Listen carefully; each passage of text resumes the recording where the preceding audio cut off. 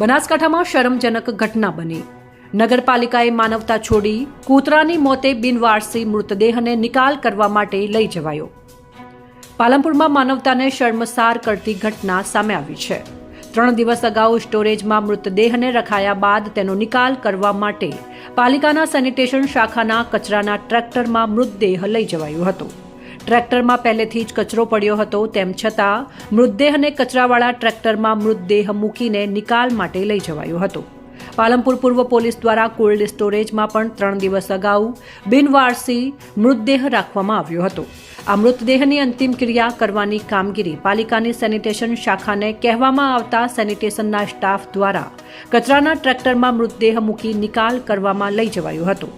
પાલનપુર પાલિકા દ્વારા માનવતા નેવે મૂકીને જેમ કૂતરાના મૃતદેહને લઈ જવાય છે તેમ કચરાના ટ્રેક્ટરમાં માનવ મૃતદેહને અંતિમ વિધિ માટે લઈ જવાતા લોકોમાં દુઃખની લાગણી છવાઈ ગઈ હતી।